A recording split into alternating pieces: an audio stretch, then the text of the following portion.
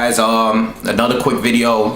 You got David Lemieux fighting Gabe Rosado in December 6th at the Barclays. Definitely gonna try to attend that fight. You guys know, I'll try to be the guy to go to the Barclay fights. Okay, I'm gonna try to attend this fight. I'm a big Gabe Rosado fan. Okay, Gabe Rosado. This is not a prediction video. Okay, I just heard the fight is going down. Well, I just heard the fight is official. Okay, I heard that they were working on the fight, but they just had the pressers and everything. I'm really excited. In fact, this is the main event. Okay, I like Gabe Rosado a lot. You know why? Because he keeps losing, but he keeps fighting top guys. Okay, if you're at 154 or if you're at 160, you gotta go through Gabe Rosado. Before you get a title shot, before you get those bigger fights, you have to go through Gabe Rosado. He loses, but guess what? He's still getting top fights. He is the main event at the Barclays for a fight. Okay, and he's been, he beat Brian Vera in a BKB, but as far as his recent boxing matches, losing to Golovkin, losing to Quillen, losing to Charlo, losing, it was a no contest later, but he lost to J. Leon Love. Okay, he's lost to people back in the day. He lost to Angulo back in the day. All right, dude keeps getting big fights. I heard him in interviews. He's like, listen, if everybody fought the fighters that I fought, they would have more losses. And he's right. He's right. Now, do I think he's super talented or nothing? No. I still think he's a fighter that, I wouldn't say he's a journeyman. He's not a journeyman by far, but he is a gatekeeper to me. This is one of the guys, before you get to the title, you got to go through Gabe, all right? So I like him a lot. And this should be a good fight. I'm not doing a prediction because I haven't really gave it. I'm gonna be honest with you guys. I haven't gave it much thought who's gonna win this fight. David Lemieux is coming off of that. I think last time I seen him, he knocked out Fernando Guerrero. Tough fighter, all right. Guerrero been in there. I mean, he's been in there with a lot of fighters, all right. He's been knocked out before, but David Lemieux was just punishing him. I mean, that was a brutal knockout, a brutal beatdown. Okay, he knocked him down several times. Fernando was bleeding a lot. It was just crazy, all right? I thought the fight should have been stopped a lot earlier than it was stopped, okay?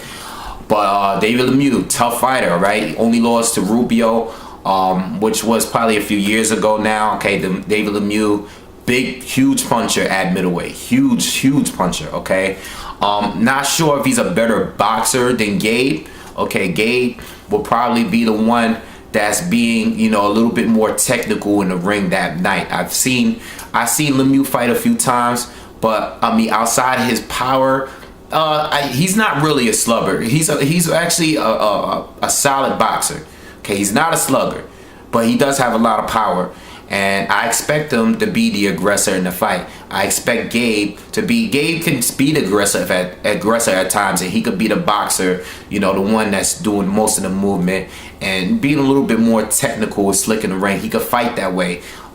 We seen him be the aggressor against Charlo. That didn't really work, okay?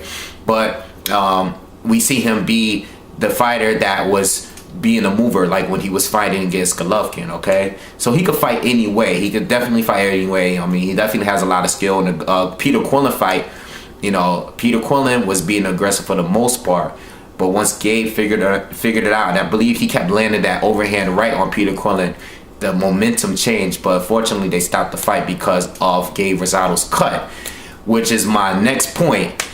How is Gabe Rosado's cut gonna hold up in this fight? He is fighting another big puncher, not at 154, but at 160. How is his cut going to hold up in this fight, okay? So it's another tough fight for Gabe Rosado. David Lemieux winning this fight, it could be bigger things for him. Maybe he could get a title shot at 160 at possibly Golovkin, or he's one of the big guys that's on the come up, right? He lost to Rubio, but it's been a while since then. He's making a comeback. He's knocking guys out. He has a lot of power. I believe he's from Canada too. Okay, he's from Canada. I like him too. I actually like this. Should be a good fight. All right, I'm going to try to attend this fight. I don't know what other fights are on this card, but I know this is the main event, and that just goes to prove, if you lose, it doesn't always matter. You could take some losses in boxing, but if you give people the fights that they want to see, people will pay. You will get fights still. And this is exactly what's happened to Gabe Rosado. This is why he's the main event at the Barclays, I'm not saying that's going to sell out the arena or anything like that, but people will come out to see the fights. You'd be surprised how many people come out to see these fights at the Barclays, no matter who's there. Okay, so I'm very excited to fight. It's going down in my city. I'm gonna try to make it, and I'll probably do like a week prediction video and let you know where I'm gonna go. But you guys just let me know, throw your ideas out there, how the fight you think the fight is going to go.